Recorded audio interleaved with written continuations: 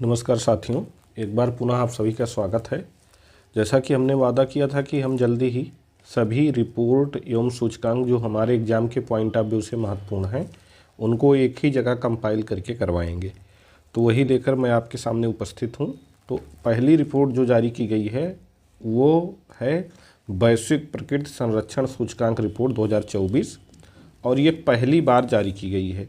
इसलिए ये report important हो जाती है क्योंकि ये पहली बार जारी हुई है। ठीक है, वैश्विक प्रकृति संरक्षण सूचकांक 2024, इसलिए इसको ध्यान रखिएगा कि ये पहली बार जारी की गई है, तो इम्पॉर्टेंट है। अगर जारीकर्ता की बात करें तो the Goldman Sonnenfeld School of Sustainability and Climate Change, Ben Gurion University of the Negev Israel और biodb.com द्वारा ये जारी की गई है। देखिए, इतना लंबा नाम रटने की ज़रूरत नहीं है, एक दो बार इसको आप देखे रहेंगे तो ऑप्शन में आएगा, तुरंत पता चल जाएगा कि कौन सी संस्था की बात हो रही है। तो the Goldman Sonnenfeld School of Sustainability and Climate Change, Ben Gurion University of the Negev Israel और biodb.com द्वारा ये रिपोर्ट जारी की गई है, वैश्विक प्रकृति संरक्षण सूचकांक। ठीक है, अगर इसमें शीर्ष देशों की बात करें तो नंबर 1 पे लग्जमबर्ग है जिसका स्कोर 70.8 है, दूसरे पे एस्टोनिया है जिसका स्कोर 70.5 है और तीसरे पे डेनमार्क है जिसका स्कोर 69 है। ठीक है, तो यही टॉप 3 देश ही हमने लिखा है, टॉप 3 से बाहर इसमें पूछेगा नहीं, तो इसलिए जो है और बहुत ज़्यादा रटने की ज़रूरत नहीं है। तो शीर्ष देश में पहले स्थान पे लग्जमबर्ग है, दूसरे पे एस्टोनिया है, तीसरे पे डेनमार्क है। वैश्विक प्रकृति संरक्षण सूचकांक 2024 में अगर हम भारत की बात करें जो कि सबसे इम्पोर्टेंट है इसमें, तो 176वां स्थान है। प्रकृति संरक्षण में भारत का 45.5 स्कोर के साथ 176वां स्थान है। अगर कुल देशों की बात की जाए तो 180 देश हैं। अंतिम देश की बात की जाए तो इसमें अंतिम देश किरीबाती है। कौन सा देश है? किरीबाती। ठीक है, तो ये एक सूचकांक क्लियर हो गया। दूसरे सूचकांक पे आते हैं, रूल ऑफ लॉ इंडेक्स 2024, ये इम्पॉर्टेंट है, जारी किया है वर्ल्ड जस्टिस प्रोजेक्ट ने। किसने जारी किया है? World justice project. अगर इसमें कुल देशों की बात की जाए तो कुल देश इसमें 142 हैं। शीर्ष देशों की बात की जाए तो पहले स्थान पे डेनमार्क है, दूसरे पे नॉर्वे है, तीसरे पे फिनलैंड है। ठीक है, पहले पे डेनमार्क, दूसरे पे नॉर्वे, तीसरे पे फिनलैंड जस्टिस रिपोर्ट में। ठीक है, और जस्टिस रिपोर्ट की जब बात हो जाएगी या रूल ऑफ लॉ इंडेक्स की जब बात हो जाएगी तो वर्ल्ड जस्टिस प्रोजेक्ट जारी करता है, ये खुद ही समझ में आ जाएगा, इसको रटने की ज़रूरत नहीं है। लॉ लगा होगा, जान लीजिए कि जस्टिस प्रोजेक्ट ही इसको जारी करेगा। तो इसमें टॉप 3 डेनमार्क, नॉर्वे और फिनलैंड हैं। भारत की रैंक 79 है जस्टिस रिपोर्ट में और स्कोर कितना है? 0.50। तो भारत का स्कोर भी याद रखिएगा। ठीक है, रूल ऑफ लॉ इंडेक्स में भारत का स्कोर कितना है, रैंक कितनी है? 79, और इसमें क्लाइमेट वाले में कितनी है? 176 है। ठीक है, अंतिम देश की बात की जाए तो इसमें वेनेजुएला है। ठीक है, 0.26 स्कोर के साथ। अगर भारत के पड़ोसी देशों की बात करें तो नेपाल 69 है, श्रीलंका 75 है, चाइना 95 है, बांग्लादेश 125 है और पाकिस्तान 129 है। ठीक है, तो भारत के पड़ोसी देशों की रैंकिंग ध्यान दे दीजिएगा एक बार। नेपाल 69, श्रीलंका 75, चीन 95, बांग्लादेश 125 और पाकिस्तान 129। भारत इसमें है 79। ठीक है, भारत इसमें है 79, यानी नेपाल और श्रीलंका से भारत पीछे है, जबकि चीन, बांग्लादेश और पाकिस्तान से भारत आगे है इसमें। ठीक है, चलिए अगली रिपोर्ट है ग्लोबल इनोवेशन इंडेक्स, या जिसको हम कहते हैं वैश्विक नवाचार सूचकांक। ठीक है, चाहे इनोवेशन इंडेक्स बोला जाए चाहे नवाचार सूचकांक बोला जाए, बात एक ही है। इसको जारी करेगा WIPO। ठीक है, WIPO world innovation project organisation इसको जारी करता है। सामाजिक उद्यमिता के वादे को उजागर करना इसका शीर्षक रहा है। ठीक है, सामाजिक उद्यमिता के वादे को उजागर करना। इनोवेशन में अगर बात की जाए तो इनोवेशन सबसे ज़्यादा किया है स्विट्जरलैंड ने। देखिए इसको ऐसे भी लिंक आप कर सकते हैं, याद करने के लिए कुछ तो लिंक करना पड़ेगा। इनोवेशन में स्विट्जरलैंड टॉप पर है और IMD द्वारा जो प्रतिभा सूचकांक जारी किया जाता है उसमें भी स्विट्जरलैंड टॉप पे है। तो भाई जो इनोवेशन, जिनके अंदर प्रतिभा होगी वही इनोवेट कर पाएंगे। तो स्विट्जरलैंड इनोवेशन में टॉप पर है, इसलिए प्रतिभा में भी टॉप पर है। ठीक है, ऐसे आप इसको याद कर लीजिए। इसमें पॉइंट वाला चाहे छोड़ ही दीजिए। 67 स्कोर स्विट्जरलैंड का है, 64 स्वीडन का है और 62 अमेरिका का है। भारत की बात की जाए तो इसमें 39वां रैंक है। ठीक है, इनोवेशन में हम 39वें स्थान पे हैं, नवाचार में हम 39वें स्थान पे हैं। कुल 133 देश इसमें हैं।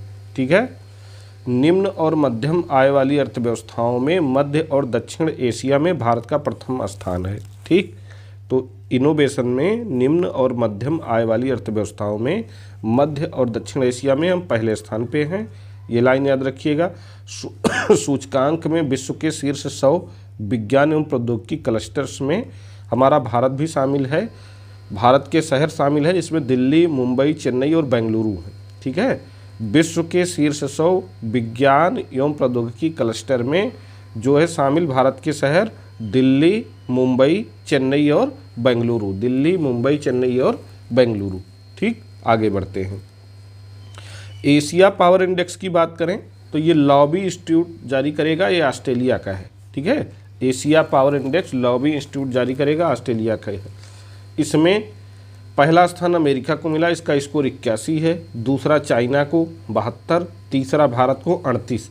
पॉइंट वाला हम नहीं बोल रहे हैं। ठीक है, पॉइंट वाला नहीं बोलने से आसानी से याद हो जाएगा, इसलिए नहीं बोल रहे हैं। तो स्कोर सुमेलित करने के लिए दे देगा, तो मतलब इतना डिफरेंस है, आप जान ही जाएंगे। ठीक है, जहाँ पॉइंट का केवल डिफरेंस होता है वहाँ पूरा याद करना पड़ता है। तो इसमें अमेरिका 81.7, चाइना 72.7, भारत 38.9, चौथे स्थान पे इसमें जापान है। तो यहाँ मज़े की बात यह है कि एशिया पावर इंडेक्स में भारत ने जापान को ही पीछे छोड़ा है। ठीक है, जापान को पीछे छोड़कर भारत ने तीसरा स्थान हासिल कर लिया है। भारत का 38.9 स्कोर के साथ तीसरा स्थान है। ठीक है, 38.9 स्कोर के साथ हम तीसरे स्थान पे हैं। कुल देश इसमें 27 हैं। अंतिम देश का डेटा उपलब्ध नहीं है, इसलिए लिखा नहीं गया है। पहली बार इसमें तिमोर लेस्टे को भी शामिल किया गया है। परचेसिंग पावर पैरिटी टर्म्स में भारत तीसरे स्थान पे है इसमें। ठीक है, अगर परचेसिंग पावर पैरिटी टर्म की बात की जाएगी एशिया पावर इंडेक्स में तो हम तीसरे स्थान पर हैं। अगला है विश्व प्रतिभा रैंकिंग। देखिए प्रतिभा रैंकिंग आ गई ना, हमने बताया ऊपर ना कि हमने इनोवेशन मतलब स्विट्जरलैंड इनोवेशन में आगे है और प्रतिभा में भी आगे है। ठीक है, तो इसी से आप लिंक कर सकते हो। और जारी कौन कर रहा है? IMD जारी कर रहा है। कितने देश हैं? 67 देश हैं। पहले स्थान पे स्विट्जरलैंड है, दूसरे पे सिंगापुर है, तीसरे पे लग्जमबर्ग है। ठीक है, पहले पे स्विट्जरलैंड, दूसरे पे सिंगापुर, तीसरे पे लग्जमबर्ग। स्विट्जरलैंड का स्कोर 100 है। ठीक है, सिंगापुर का 85 है, लग्जमबर्ग का 81 है। भारत इसमें 58वें स्थान पे है। प्रतिभा में हम 58वें, इनोवेशन में हम किस पे हैं? अभी देखिए बताया गया ऊपर, इनोवेशन में कौन से स्थान पे हैं? 39वें स्थान पे। ठीक है, इनोवेशन में हम 39वें स्थान पे हैं, जबकि प्रतिभा में हम 58वें स्थान पे हैं। ठीक है, अंतिम देश इसमें कौन है? मंगोलिया। प्रमुख देशों पर एक नज़र डाल लें, जर्मनी को 15वां स्थान मिला है प्रतिभा में, अमेरिका को 21वां, फ्रांस को 24वां, UK को 27, चीन को 38, जापान को 45 और साउथ अफ्रीका को 55। ठीक है, QS MBA रैंकिंग जारी हुई है। ये बहुत ज़्यादा इम्पोर्टेंट तो मुझे नहीं लग रहा था, लेकिन मैंने लिख लिया है।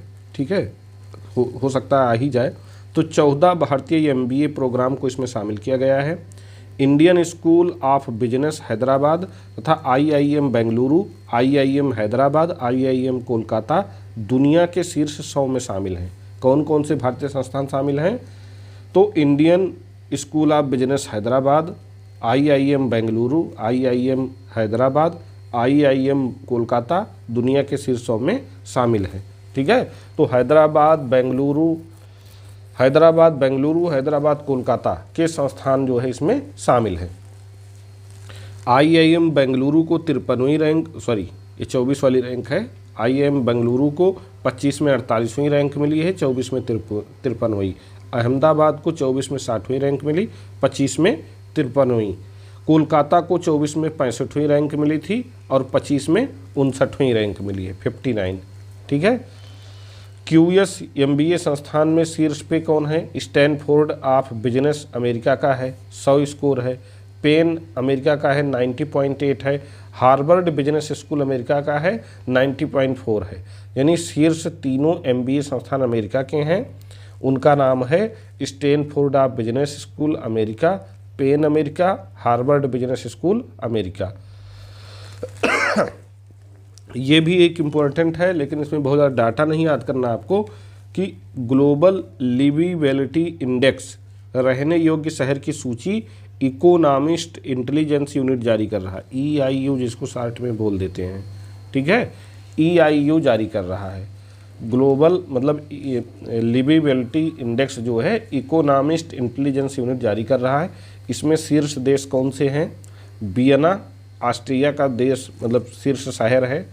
दूसरा सबसे रहने योग्य शहर कोपेनहेगन है डेनमार्क का। तीसरा ज्यूरिख का है स्विट्जरलैंड। चौथा मेलबर्न का है ऑस्ट्रेलिया। पांचवा कलगरी है कनाडा। ठीक है, वियना, कोपेनहेगन, ज्यूरिख, मेलबर्न, कलगरी, ये शीर्ष 5 रहने योग्य शहर हैं। शीर्ष 10 में कोई भी भारतीय शहर यहाँ शामिल नहीं है और कुल शहर जो शामिल किए गए हैं 173 शामिल किए गए हैं। कराची और ढाका अंतिम स्थान पर हैं। ठीक है, कराची और ढाका इसमें अंतिम स्थान पे हैं रहने योग्य शहरों की सूची में। सर्वश्रेष्ठ प्रदर्शन करने वाले क्षेत्र अगर देखा जाए तो पश्चिमी यूरोप और उत्तरी अमेरिका, ये 2 क्षेत्र हैं जो रहने के लिए सबसे उपयुक्त हैं। पश्चिमी यूरोप और उत्तरी अमेरिका। एशिया प्रशांत के 4 शहर इसमें शामिल हैं, मेलबर्न, सिडनी, ओसाका, ऑकलैंड। कौन कौन? मेलबर्न, सिडनी, ओसाका और ऑकलैंड, एशिया प्रशांत के 4 शहर इसमें शामिल किए गए हैं। सबसे कम रहने लायक शहर उप सहारा अफ्रीका, मध्य पूर्व और उत्तरी अफ्रीका है। यानी अफ्रीकी क्षेत्र सबसे कम रहने लायक शहर माना गया है ग्लोबल लिविबिलिटी इंडेक्स में, जो EIU यानी इकोनॉमिस्ट इंटेलिजेंस यूनिट द्वारा जारी किया जाता है। ठीक, ये भी क्लियर हो गया होगा। आर्टिफिशियल इंटेलिजेंस तैयारी सूचकांक, ये ध्यान दीजिएगा जारी कौन करता है। ठीक है, तो इंटेलिजेंस तैयारी सूचकांक जारी करता है अंतर्राष्ट्रीय मुद्रा कोष। ठीक है, इकोनॉमिस्ट इंटेलिजेंस यूनिट इसको नहीं जारी करेगा, आर्टिफिशियल इंटेलिजेंस तैयारी सूचकांक को। उसमें भी इंटेलिजेंस लगा, इसमें भी इंटेलिजेंस लगा, लेकिन EIU इसको जारी नहीं करेगा। ठीक है, यही थोड़ा सा ध्यान दे देंगे तो याद हो जाएगा। इसको जारी करेगा अंतर्राष्ट्रीय मुद्रा कोष यानी IMF। ठीक है, आर्टिफिशियल इंटेलिजेंस तैयारी सूचकांक जारी करेगा।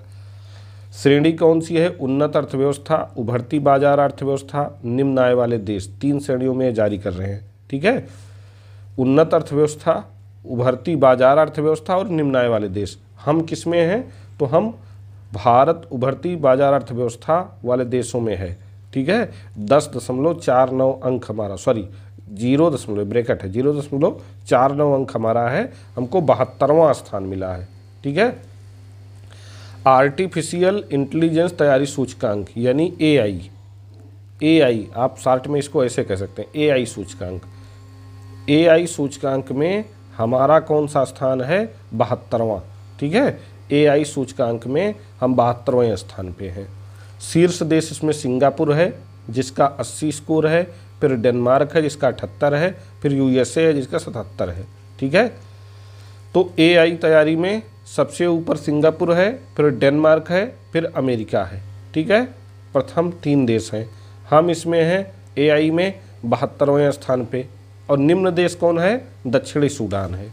ठीक, SIPRI report Stockholm international peace research institute जारी करेगा, इसको जानते ही हैं। तो इसमें शीर्ष देश कौन कौन से हैं जिनके पास परमाणु हथियार सबसे ज़्यादा है मूल्य के हिसाब से? ठीक है, तो सबसे ज़्यादा परमाणु हथियार अमेरिका के पास है, $51.5 बिलियन का, 80% यही जो है हथियारों का निर्यात करता है। दूसरा है चाइना 11.8 बिलियन डॉलर, ठीक है। उसके बाद रूस 8.3 बिलियन डॉलर, उसके बाद यूके 8.1 बिलियन डॉलर, ठीक है। तो यूके जो है 17% का योगदान दे रहा है, ठीक है, और यूएसए 80% का योगदान इसमें दे रहा है। तो परमाणु हथियारों में सबसे ज़्यादा योगदान यूएसए दे रहा, फिर चाइना दे रहा, फिर रसिया, फिर यूके। अगर वैश्विक परमाणु हथियारों की कुल संख्या की बात की जाए तो 12,121 परमाणु हथियार पूरी दुनिया में हैं। हालांकि पिछले साल की तुलना में इसमें कमी आई है। चीन के पास परमाणु हथियारों की बात की जाए तो 500 परमाणु हथियार चीन के पास हैं। रूस के पास वहीं 5580 परमाणु हथियार हैं, ठीक है। अमेरिका के पास 5014 परमाणु हथियार हैं। हमारे पास 172 हैं, ठीक है। परमाणु हथियारों की अगर बात की जाए तो चीन के पास 500 हैं। परमाणु हथियारों में मतलब ये रिपोर्ट जो सिपरी रिपोर्ट आई है, परमाणु हथियारों में कौन कितने का योगदान दे रहा है ये बात आई है। लेकिन अगर परमाणु हथियारों की संख्या की बात की जाएगी तो चीन के पास 500, रूस के पास 5580, अमेरिका के पास 5014, भारत के पास 172 इम्पोर्टेंट है, और पाकिस्तान के पास 170 हैं। 9 परमाणु सशस्त्र राष्ट्रों की अगर बात की जाए तो अमेरिका, रूस, यूके, फ्रांस, चीन, भारत, पाकिस्तान, उत्तर कोरिया और इजराइल हैं। अमेरिका, रूस, यूके, फ्रांस, चीन, भारत, पाकिस्तान, उत्तर कोरिया और इजराइल हैं। ये रिपोर्ट सबसे ज़्यादा इम्पोर्टेंट है, यूएन सस्टेनेबल डेवलपमेंट रिपोर्ट, ठीक है। इसको जारी कौन करता है? यूएनएसडीएसएन। यूएनएसडीएसएन का मतलब United nation sustainable development solution network जारी करेगा, ठीक है। जारी कौन करेगा? यूनाइटेड नेशन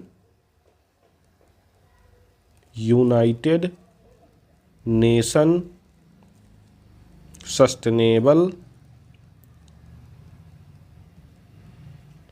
सॉल्यूशन नेटवर्क, इसको जारी करेगा, ठीक है।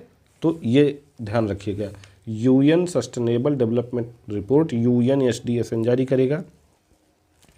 पर्यावरण, स्वास्थ्य, भूख के एसडीजी में दुनिया पीछे जा रही, इसने ये कहा है। 17 एसडीजी में से कोई भी देश 2030 तक हासिल करने के ट्रैक पर फिलहाल नहीं है, ठीक है। भारत को इसमें 109वां स्थान मिला। एसडीजी सूचकांक या सस्टेनेबल डेवलपमेंट सूचकांक में भारत को वैश्विक स्तर पर 109वां स्थान मिला है।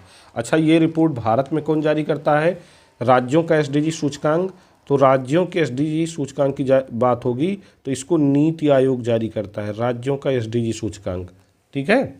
और भारत का स्कोर इसमें 64 है। तो सस्टेनेबल डेवलपमेंट सबसे ज़्यादा कौन कर रहा है? फिनलैंड कर रहा है। अब यहाँ एक चीज़ और आप लिंक कर सकते हैं, फिनलैंड सबसे ज़्यादा सस्टेनेबल डेवलपमेंट कर रहा है, इसलिए फिनलैंड सबसे ज़्यादा प्रसन्न भी है, यानी प्रसन्नता सूचकांक में भी फिनलैंड को पहला स्थान मिला है। तो जो सस्टेनेबली डेवलप होगा वो प्रसन्न रहेगा, ठीक।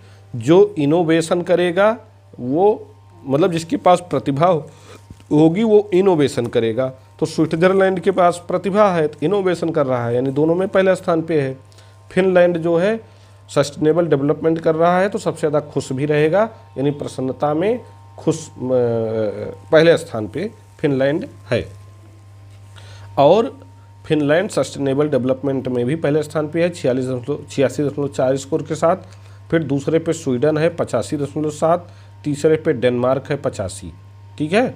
चौथे पे जर्मनी है 83.4, पाँचवें पे फ्रांस है 82.7। भारत की बात की जाए भारत 109वें स्थान पे है एसडीजी सूचकांक में, ठीक है, सस्टेनेबल डेवलपमेंट रिपोर्ट में या यूएन सस्टेनेबल डेवलपमेंट रिपोर्ट में, ऐसे कह सकते हो। अगर पड़ोसी देशों की बात की जाए भारत के तो 68वें स्थान पे चाइना है, 93 पे श्रीलंका है, 95 पे नेपाल है, 107 पे बांग्लादेश है, 109 पे हम हैं 63.9 स्कोर के साथ सस्टेनेबल डेवलपमेंट में। और 137 पे पाकिस्तान है 57.02 स्कोर के साथ। निम्न देश अगर बात की जाए सस्टेनेबल डेवलपमेंट गोल में तो दक्षिण सूडान है 167 स्कोर के साथ। शांति सूचकांक की अगर बात की जाए तो शांति सूचकांक में देखिए आइसलैंड पहले स्थान पे है। कुल 163 देश हैं शांति सूचकांक में। शीर्ष देश आइसलैंड है, दूसरे पे आयरलैंड है, तीसरे पे ऑस्ट्रिया है। देखिए आइस का मतलब जहाँ बर्फ़ है, ठीक है, आइस का मतलब जहाँ बर्फ़ है, तो आइस जहाँ होगी वहाँ पे मतलब शांति होगी, वहाँ सब कुछ जमा होगा, ठीक है, ऐसे जोड़ सकते हो, वहाँ सब कुछ जम जाएगा, कोई मूव नहीं कर पाएगा। तो सबसे शांत देश जो है आइसलैंड है, दूसरे पे आयरलैंड है, तीसरे पे ऑस्ट्रिया, ट्रिपल भी इसका कोड बना सकते हो, ठीक है, सॉरी ट्रिपल नहीं, IA, ठीक है, IA बना सकते हो, क्योंकि आई से आइसलैंड, आई से आयरलैंड और ए से ऑस्ट्रिया, ठीक है। सबसे अशांत देश इस समय कौन है? यमन है। इसको जारी कौन करेगा? IEP, ठीक है, मतलब IEP का मतलब इंटरनेशनल एनवायरनमेंट प्रोग्राम इसको जारी करेगा, ठीक है, किसको? शांति सूचकांक को, sorry international economic and peace इसको जारी करेगा, ठीक है, इंटरनेशनल इकोनॉमिक एंड पीस जो है शांति सूचकांक को जारी करेगा, ठीक है। तो शांति सूचकांक भी काफ़ी इम्पोर्टेंट है। शांति में कौन सा देश पहले स्थान पे है? तो शांति सूचकांक में ये क्या बोलते हैं, आइसलैंड पहले स्थान पे है। हैप्पीनेस में कौन है? तो प्रसन्न वही रहेगा जो सस्टेनेबल डेवलपमेंट करेगा, तो दोनों में हैप्पीनेस प्रसन्न फिनलैंड है, सस्टेनेबल डेवलपमेंट भी फिनलैंड कर रहा है, ठीक है। और प्रतिभा में कौन रहेगा? तो प्रतिभा में वही रहेगा जो इनोवेशन करेगा, तो स्विट्जरलैंड प्रतिभा और इनोवेशन दोनों में पहले स्थान पर है, ठीक है। तो ऐसे इसको आप याद कर सकते हैं, ठीक। चलिए हम आगे बढ़ जाते हैं, आगे देख लेते हैं। शांति सूचकांक हो गया। पर्यावरण प्रदर्शन सूचकांक, पर्यावरण प्रदर्शन सूचकांक में कुल 180 देश हैं। शीर्ष देश इसमें एस्टोनिया है, ठीक है, शीर्ष देश पर्यावरण प्रदर्शन में एस्टोनिया है, फिर लग्जमबर्ग है और फिर जर्मनी है। भारत का इसमें 176वां स्थान है, ठीक है, पर्यावरण प्रदर्शन में भारत का 176वां स्थान है पर्यावरण प्रदर्शन सूचकांक में, ठीक। पर्यावरण प्रदर्शन सूचकांक में हम 176वें स्थान पर हैं। तो पर्यावरण प्रदर्शन भी हो गया। अब क्या बचा? एक मिनट, क्या बच रहा है अब? वन्य जीव अपराध, हैप्पीनेस भी अभी आगे होगा ही, लैंगिक समानता बचा है, मानव विकास बचा है, पर्यावरण प्रदर्शन। देखिए पर्यावरण प्रदर्शन सूचकांक जो है यहाँ पे हमने लिखा नहीं था कौन जारी करता है, इसीलिए मैं ढूंढ रहा था। Yale Center for Environment Law and Policy और Columbia Center for International Earth Science Information Network जारी करता है, ठीक है। तो एल सेंटर फॉर इन्वायरमेंट जब आ जाएगा तो आप जान ही जाएंगे कौन जारी करता है, बस इतना याद रखिए। एल सेंटर फॉर इन्वायरमेंट से मिला जुला कोई नाम है जो पर्यावरण प्रदर्शन सूचकांक जारी करेगा, ठीक है, जो पर्यावरण प्रदर्शन सूचकांक जारी करेगा। शांति में हमने बताया ही कि Institute for Economic and Peace जारी करेगा, ठीक है, Institute for Economic and Peace जारी करेगा। IEP का मतलब Institute for Economic and Peace शांति सूचकांक जारी करेगा, ठीक है। ऊर्जा सूचकांक वर्ल्ड इकोनॉमिक फोरम जारी करेगा। अंतर्राष्ट्रीय मुद्रा कोष ऊर्जा संक्रमण जारी कर रहा है। और कौन जारी किया था अंतर्राष्ट्रीय मुद्रा कोष? ऊपर हमने बताया आपको, एक मतलब 2 रिपोर्ट बड़ी बड़ी जो है अंतर्राष्ट्रीय मुद्रा कोष जारी किया है। एक आर्टिफिशियल इंटेलिजेंस जारी किया है, आर्टिफिशियल इंटेलिजेंस में ठीक है, जिसमें सिंगापुर टॉप पर है। और कौन सा जारी कर रहा है? ऊर्जा संक्रमण, ठीक है, ऊर्जा संक्रमण। ऊर्जा संक्रमण में स्वीडन टॉप पर है, ठीक है। तो आर्टिफिशियल इंटेलिजेंस और ऊर्जा संक्रमण दोनों report WEF world economic forum जारी करेगा, अंतर्राष्ट्रीय मुद्रा कोष जारी करेगा, ठीक है। इसमें कुल 120 देश हैं। भारत की रैंक इसमें 63वीं है 55.3 स्कोर के साथ। अगर शीर्ष देश की बात की जाए तो इसमें स्वीडन पहले स्थान पे है, ठीक है, ऊर्जा संक्रमण में। फिर डेनमार्क है, फिर फिनलैंड है, ठीक है। ऊर्जा संक्रमण में स्वीडन, फिर डेनमार्क, फिर फिनलैंड। टॉप 3 याद रखिए बस, स्वीडन, फिर डेनमार्क, फिर फिनलैंड। चौथे पे स्विट्जरलैंड है, 5वें पे फ्रांस है। निम्न देश की अगर बात की जाए तो सबसे निम्न देश इसमें कांगो है 120, ठीक है। और ऊर्जा संक्रमण में हमारा स्थान कौन सा है? 63वां है। ऊर्जा संक्रमण में भारत का स्थान 63वां है 55.3 स्कोर के साथ। अगर बड़े विकासशील देशों की बात की जाए तो चाइना 17 पे है, ब्राज़ील 12 पे है, पाकिस्तान 113 पे है, बांग्लादेश 109 पे है, नेपाल 100 पे है और श्रीलंका 69 पे है, ठीक है। आर्थिक स्वतंत्रता सूचकांक जारी करेगा फ्रेजर इंस्टीट्यूट। कौन? Fraser institute. कुल देश हैं 165। शीर्ष देश इसमें हांगकांग है, फिर सिंगापुर है, फिर स्विट्जरलैंड, ठीक है। आर्थिक स्वतंत्रता सबसे ज़्यादा हांगकांग में है, फिर सिंगापुर में है, फिर स्विट्जरलैंड में। भारत की रैंक इसमें 84 है। आर्थिक स्वतंत्रता में हमारा स्थान 84वां है, ठीक है। ऊर्जा संक्रमण में हमारा स्थान 63वां है। आर्थिक स्वतंत्रता में हमारा स्थान 84वां है, ठीक है। मानव विकास सूचकांक रिपोर्ट, ठीक है, UN डेवलपमेंट प्रोग्राम वाली जो UN सस्टेनेबल डेवलपमेंट वाली रिपोर्ट है, उसके बाद अगर कोई रिपोर्ट बहुत इंपॉर्टेंट है तो HDI है। इससे PCS बहुत बार अच्छे क्वेश्चन बनाता है। तो HDI रिपोर्ट तो ज़रूर ध्यान दीजिए, किसको जारी करता है? UN डेवलपमेंट प्रोग्राम, ठीक है। SDG वाली सस्टेनेबल डेवलपमेंट रिपोर्ट जो जारी करेगा उसको यूनाइटेड नेशन मतलब UNSDSN जारी करेगा, united nation sustainable development solution network जारी करेगा SDG रिपोर्ट। लेकिन HDI रिपोर्ट की अगर बात होगी तो इसको जारी करेगा यूनाइटेड नेशन डेवलपमेंट प्रोग्राम, संयुक्त राष्ट्र विकास कार्यक्रम, हम जिसको हिंदी में बोलते हैं संयुक्त राष्ट्र विकास कार्यक्रम, हिंदी में इसको ये बोलते हैं। यही जारी करेगा HDI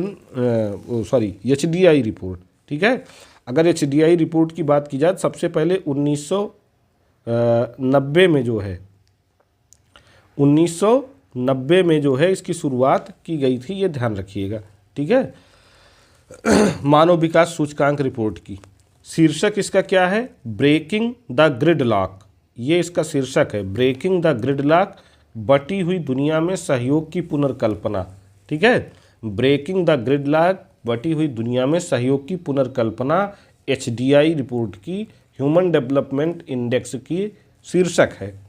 HDI के आधार पर 4 श्रेणियां बनाई गई हैं।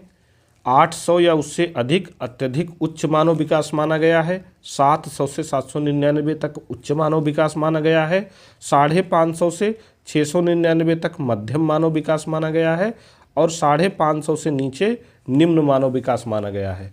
तो ये इम्पॉर्टेंट है, सुमेलित करने के लिए दे देगा तो आप कंफ्यूज हो जाएंगे।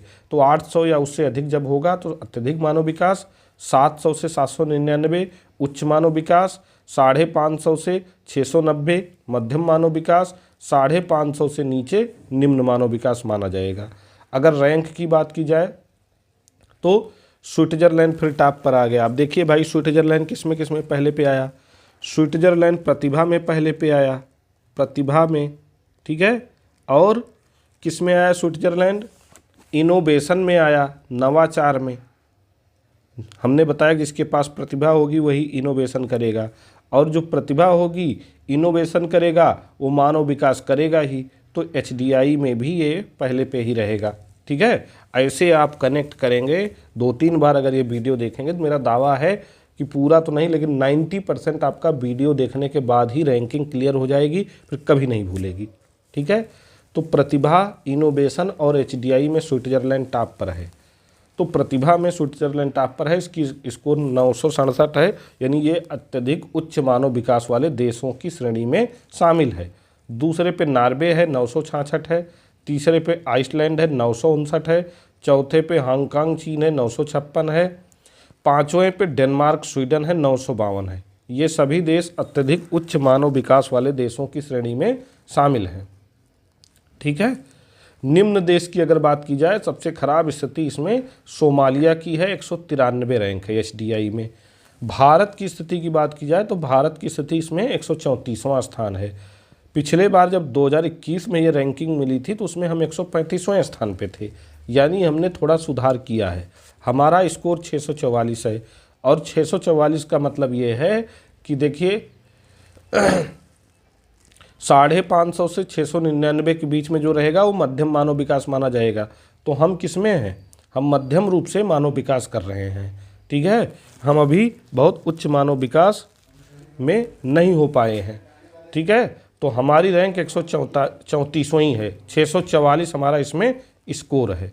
जीवन प्रत्याशा की बात की जाए भारत में तो 67.7 वर्ष है, पिछली 67.2 वर्ष थी, यानी जीवन प्रत्याशा में भी हमने वृद्धि की है।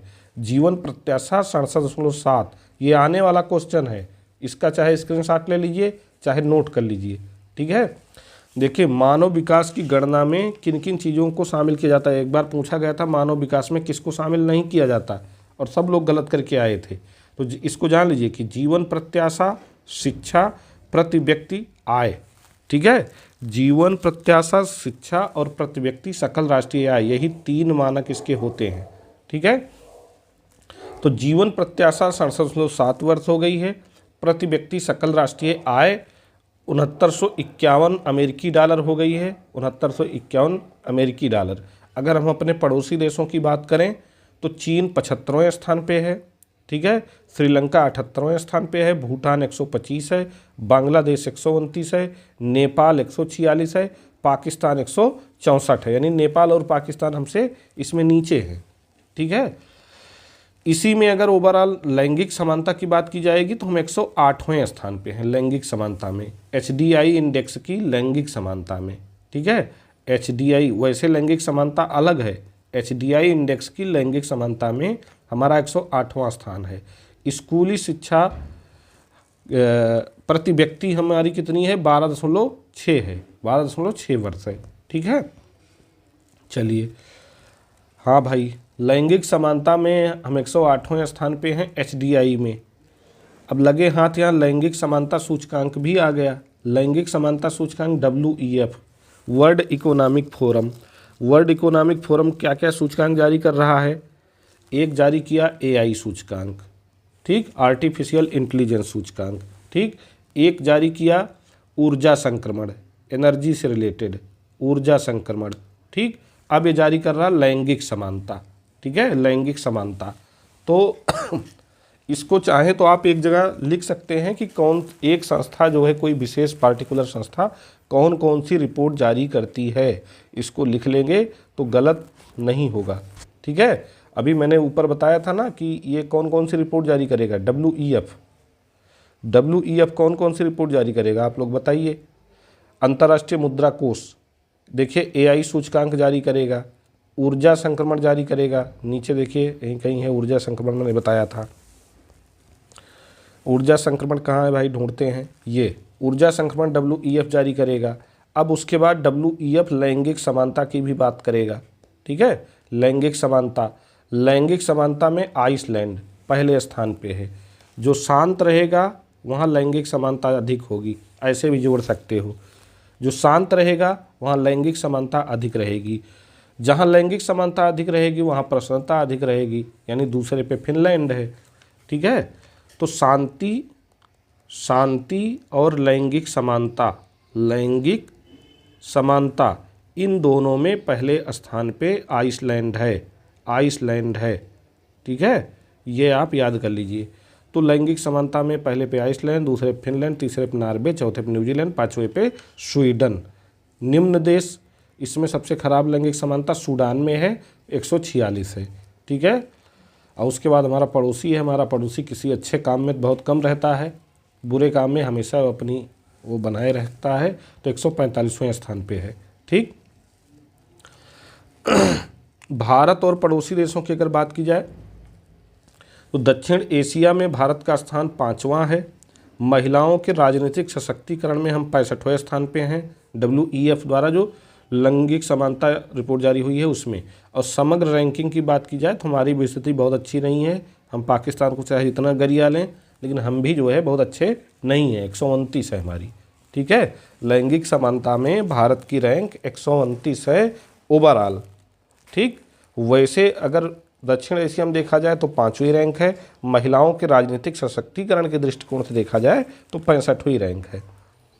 अब ये देखिए दक्षिण एशिया के देश, बांग्लादेश की 99 रैंक है। अच्छा, भारत की रैंक 129 है और भारत का स्कोर 641 है इसमें, तो ये ध्यान रखिएगा। तो भारत की रैंक, बांग्लादेश की रैंक 99, नेपाल की 117, श्रीलंका की 122, भूटान की 124, 129 हमारी है, 132 मालदीव की है, पाकिस्तान की 145 है। ठीक है, चलिए। हैप्पीनेस तो पहले ही इतनी बार बोल चुके हैं कि आपको याद ही हो गया होगा। UNSDSN इसको भी जारी करेगा। United nation sustainable development solution network इसको जारी करेगा। अब देखिए, United nation sustainable development network इसको जारी कर रहा है। अब यहाँ फिर से लिंक कर सकते हो आप। फिनलैंड इसमें भी टॉप पर है। और जो SDG वाला मतलब सस्टेनेबल डेवलपमेंट रिपोर्ट थी, UN सस्टेनेबल डेवलपमेंट रिपोर्ट, वो भी ये जारी करता है, सस्टेनेबल डेवलपमेंट रिपोर्ट। ठीक है, उसमें भी फिनलैंड टॉप पर है। यानी UNSDSN ने जो रिपोर्ट जारी की है दोनों में फिनलैंड टॉप पर है, ऐसे आप कह सकते हो। ठीक है, सबसे ज़्यादा परसेंटेज भी है, सबसे ज़्यादा SDG गोल भी, मतलब SDG गोल अचीव करने में भी ये पहले स्थान पे है।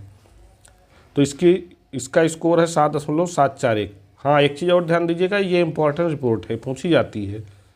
दूसरे पे डेनमार्क है, तीसरे पे आइसलैंड, सॉरी यहाँ 4 लिख दिया, तीसरे पे आइसलैंड है। ठीक है। और वर्ल्ड हैप्पीनेस इंडेक्स निकालने में कौन कौन से मानक रहते हैं? 6 मानक। GDP, सामाजिक समर्थन, जीवन प्रत्याशा, उदारता, विकास की स्वतंत्रता और भ्रष्टाचार पर आपकी धारणा क्या है। भारत और उसके पड़ोसी देशों की बात करें तो चाइना जो है 60वें स्थान पे है, नेपाल 93 है, पाकिस्तान 108 है, म्यांमार जो है 118, हम 126वें स्थान पे हैं। ठीक है। प्रसन्नता में भी, लैंगिक समानता में हम 129 हैं, प्रसन्नता में हम 126 हैं। जब हम लैंगिक समानता नहीं रखेंगे तो प्रसन्न कहाँ से रहेंगे? तो हमारी रैंक यहाँ भी डाउन है, 126 है, 4.054। श्रीलंका 128 है। ठीक है, बांग्लादेश 129 है, अफगानिस्तान 143 है। यात्रा पर्यटन सूचकांक भी यही जारी करेगा, WEF। ठीक है, अब बताओ WEF कौन कौन सी रैंक जारी करेगा? AI वाली जारी किया, लैंगिक समानता वाली जारी किया, लैंगिक समानता वाली जारी किया। ठीक, और ऊर्जा संक्रमण जारी किया, ऊर्जा संक्रमण जारी किया, WEF नोट करते जाओ, ऊर्जा संक्रमण जारी किया। अब उसके बाद यात्रा भी आपको करवा दे रहा है, यात्रा पर्यटन सूचकांक भी ये जारी कर रहा है WEF। ठीक है, यात्रा पर्यटन सूचकांक भी।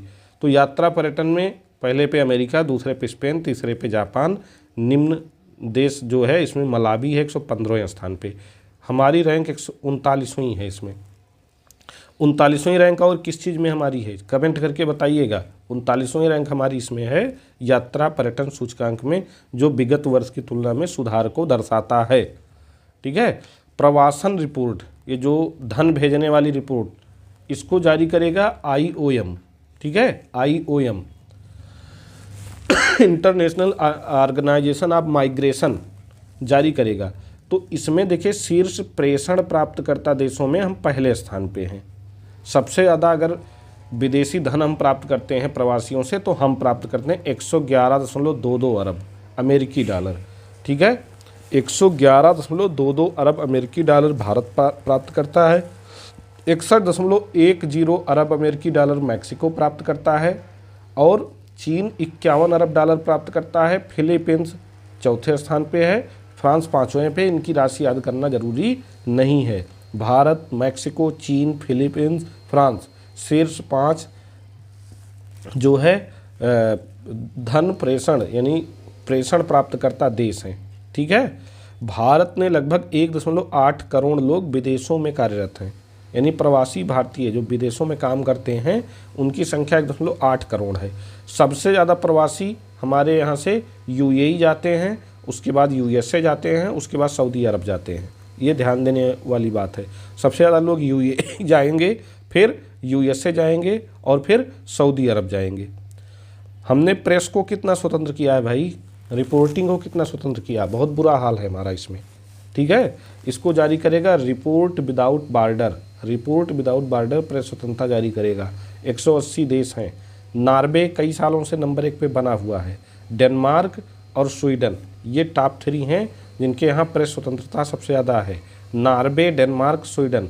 निम्न देश इसमें इरिट्रिया है। भारत 159 है। ठीक है, जब हम प्रेस को नहीं स्वतंत्र करेंगे, लैंगिक समानता नहीं होगी तो प्रसन्न कहाँ से होंगे। इसीलिए हमारा प्रसन्नता में निम्न स्थान है। कौन सा स्थान है प्रसन्नता में? प्रसन्नता में हमारा कौन सा स्थान है बताइए? अभी ऊपर हमने बताया हैप्पीनेस में हम कौन से स्थान पे हैं, तो हैप्पीनेस में हमारा स्थान है 126। ठीक है, और इसमें भी 159 स्थान, इसमें बहुत खस्ता हालत हमारी है प्रेस स्वतंत्रता में। 31.28 स्कोर है। सैन्य खर्च ये भी सिपरी जारी करेगा। ठीक है, सिपरी क्या क्या जारी करेगा? परमाणु हथियारों की रिपोर्ट भी जारी किया। सबसे ज़्यादा जो है सेना पर कौन खर्च कर रहा, सैन्य खर्च कौन कर रहा है, ये भी जारी करेगा।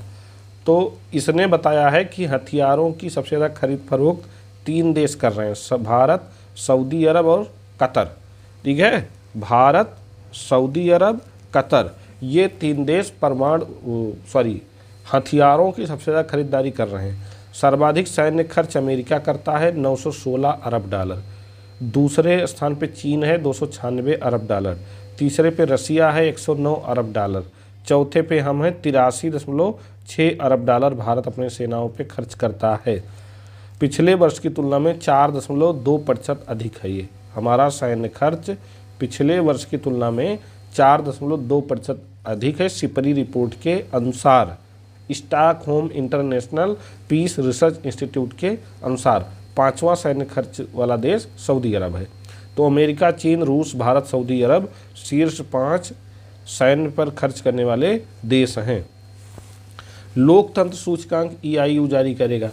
ठीक है, ये भी यही जो है पर्यावरण प्रदर्शन सूचकांक भी जारी करता था, तो लोकतंत्र सूचकांक भी यही जारी करेगा। ठीक है, अभी ऊपर और कौन सा एक सूचकांक जारी हुआ था जो इसने जारी किया था? एक और सूचकांक था कोई, चलिए अभी आएगा बता देंगे। ठीक है,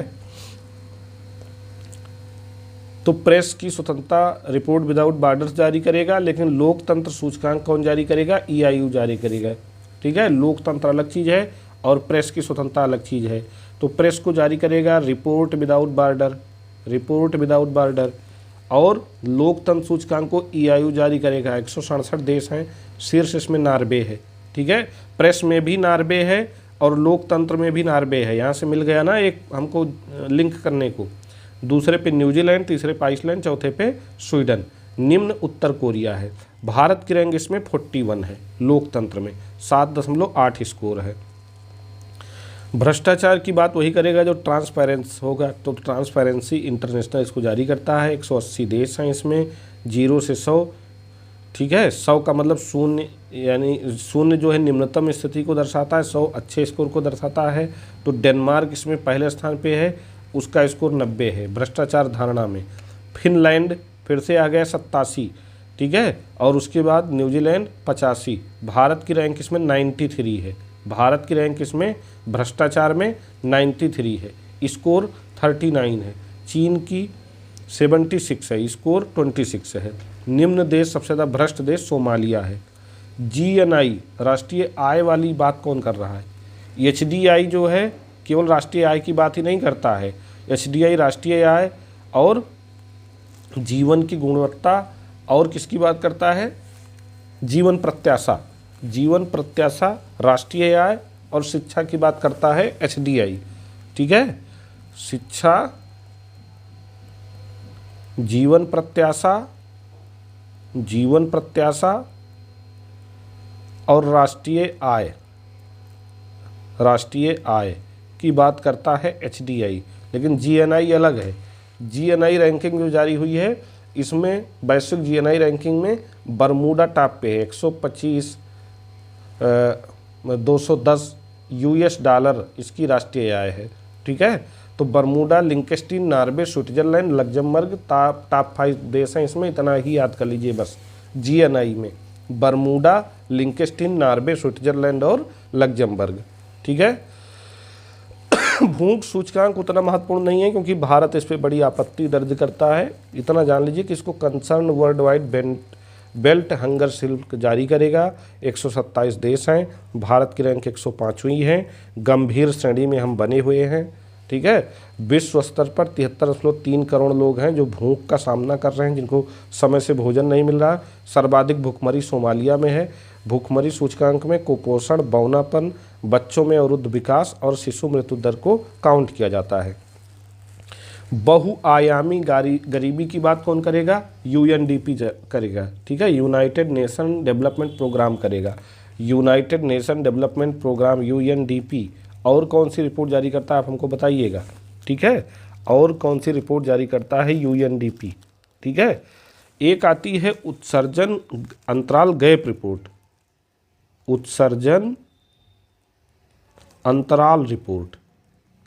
उत्सर्जन अंतराल रिपोर्ट जो है वो हमको कहीं मिली नहीं फिलहाल, लेकिन उत्सर्जन अंतराल रिपोर्ट जो है इसको UNEP जारी करता है, यूनाइटेड नेशन इन्वायरमेंट प्रोग्राम जारी करता है। तो इसका भी ध्यान रखिएगा अगर पेपर में आ जाए तो UNDP और OPHI, ऑक्सफोर्ड गरीबी और मानव विकास पहल इसको कहा जाता है, ये दोनों मिलके बहुआयामी गरीबी सूचकांक जारी करते हैं।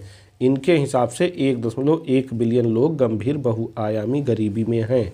भारत में सबसे ज़्यादा 23.4 करोड़ लोग, पेपर में आने वाला क्वेश्चन, भारत में सबसे ज़्यादा 23.4 करोड़ लोग बहुआयामी गरीबी का सामना कर रहे हैं। ठीक है, उसके बाद पाकिस्तान कहाँ पीछे रहने वाला है, 9.3 करोड़ लोग वहाँ गरीब हैं। फिर इथियोपिया में 8.6 करोड़ लोग गरीब हैं।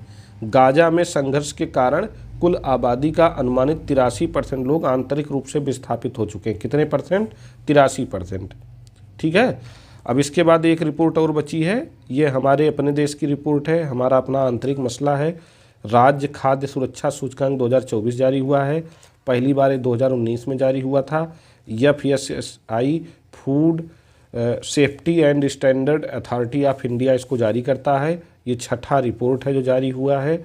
शीर्ष राज्य इसमें केरल है 73.5, फिर तमिलनाडु है 67, फिर जम्मू कश्मीर है 64.5। तो शीर्ष राज्य अथवा केंद्र शासित प्रदेशों में पहले पे केरल, दूसरे पे तमिलनाडु 67 और तीसरे पे जम्मू कश्मीर है। ठीक है, 64। केंद्र शासित प्रदेशों में अलग से पूछ लेगा तो जम्मू कश्मीर मार दीजिएगा।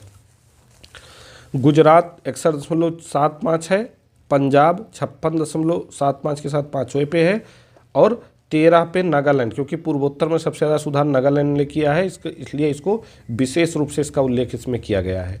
हम इसमें 14वें स्थान पे हैं। उत्तर प्रदेश इसमें 14वें स्थान पे है खाद्य सुरक्षा में, ये विशेष ध्यान दीजिएगा।